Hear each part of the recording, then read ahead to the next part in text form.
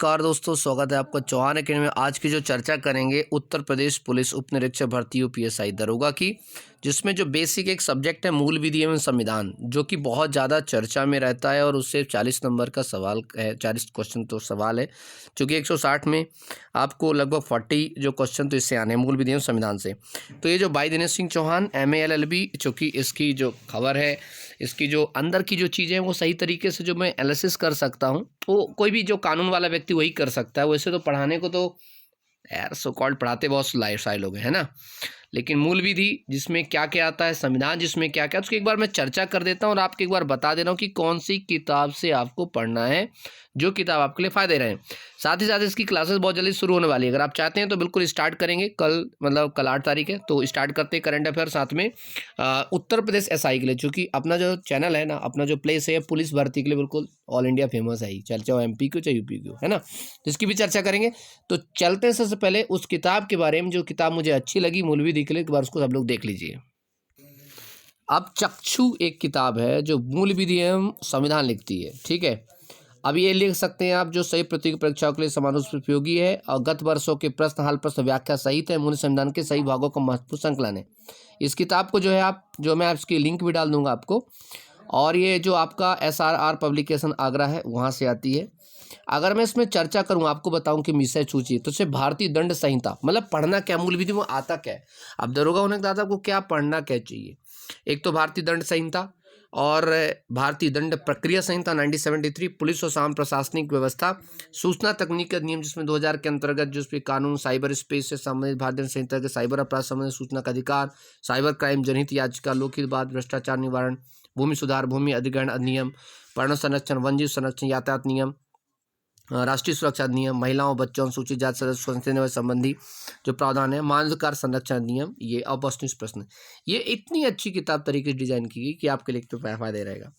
दूसरा, भारतीय संविधान में भारत का संविधान का इतिहास कैसे बना, फिर भारतीय संविधान सभा ने कैसे बना, संविधान सभा प्रस्तावना क्या थी, इसके स्रोत क्या थे, संविधान के भाग कौन से, अनुसूचियाँ कौन सी, मूल अधिकार कौन से हैं, नीति तत्व कौन से हैं, मूल कर्तव्य कौन से, नागरिकता, भारतीय संसद, राज्यसभा, लोकसभा, राष्ट्रपति, उपराष्ट्रपति, स्थानीय स्वशासन, पंचायती राज, नगर निगम, नगर पालिका, लोक सेवा आयोग, भारतीय सिविल सेवा परीक्षा, ये सब चीज़ें।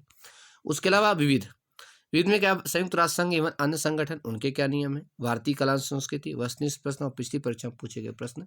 ये एक अच्छी किताब है। जैसे एक कुछ मेरे पास कुछ पेज हैं इसके, भारतीय संविधान की मूल विधि, जैसे इसने बताया IPC के बारे में, भारतीय दंड संहिता है कि इंडियन पेनल कोड क्या है। तो भारत के अंदर भारत के किसी भी नागरिक द्वारा किए गए अपराध कोई परिभाषा दंड का प्रदान करती है, किंतु यह भारतीय जो संहिता भारत की सीमा पर लागू नहीं होता। जम्मू कश्मीर के स्थान पर रणवीर दंड संहिता RPC चलती है। भारतीय दंड प्रक्रिया संहिता जो 1980 जो आबाद के भारतीय दंड संहिता ब्रिटिश काल में शुरू हुई थी, तो ये 1862 है, तो इसमें 19 लिख दिया, खैर उन्होंने, कोई बात नहीं, इसको मैं करेक्शन करा दूंगा। इसके बाद इसमें समय संशोधन होता गया, पाकिस्तान, बांग्लादेश ने भारतीय दंड संहिता को अपनाया।